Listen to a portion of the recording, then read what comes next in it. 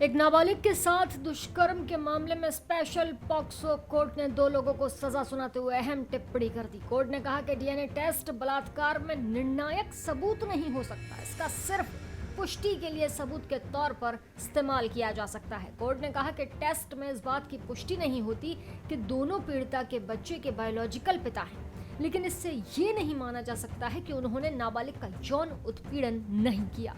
Report के मुताबिक court ने कहा कि पीड़िता अपने बयान पर शुरुआत से कायम है और उसकी गवाही इस बात की पुष्टि करती है कि उसके साथ यौन उत्पीड़न हुआ है।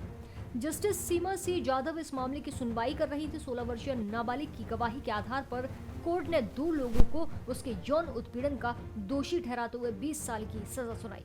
पीड़िता ने अपनी मां की दोस्त के पति और दुकान पर काम करने वाले शख्स पर यौन उत्पीड़न का आरोप लगाया था। डॉक्टरों ने बताया कि मानसिक रूप से पीड़िता की उम्र 11 साल है। कोर्ट ने कहा कि आरोपी परिपक्व है।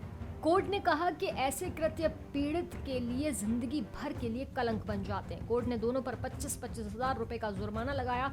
कहा कि ये राशि पीड़िता को मुआवजे के तौर पर दी जाएगी। कोर्ट ने अपनी टिप्पणी में कहा कि ऐसी घटनाएं पीड़ित पर बेहद प्रभाव डालती हैं और कोई भी मुआवजा पीड़ित के लिए पर्याप्त नहीं है, ना ही राहत दे सकता है, लेकिन आर्थिक मुआवजा कम से कम कुछ सांत्वना दे सकेगा। इस मामले में नाबालिग, उसकी बुआ, डॉक्टर और पुलिस समेत 11 लोगों ने कोर्ट में गवाही दी। पीड़िता का मेंटल असेसमेंट भी किया गया, जिसमें डॉक्टरों ने बताया कि उसका आईक्यू 11 साल 5 महीने के बच्चे जितना है। रिपोर्ट के मुताबिक जब नाबालिग की उम्र 11 साल थी तब उसकी मां की मृत्यु हो गई थी। इसके बाद वो अपनी मां की दोस्त के पास रहकर ब्यूटिशियन का काम सीखने लगी। साल 2021 में जब वो अपनी बुआ के पास गई तो उसका पेट देखकर उससे सवाल किया गया तो ये कहकर टाल दिया उसने कि खाना ज्यादा खाने की वजह से पेट निकल गया। हालांकि बुआ को यकीन नहीं हुआ तो उन्होंने प्रेगनेंसी टेस्ट करवाया और रिपोर्ट पॉजिटिव आई।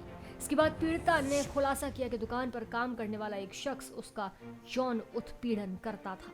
इसके बाद उसको बाल गृह भेजा गया।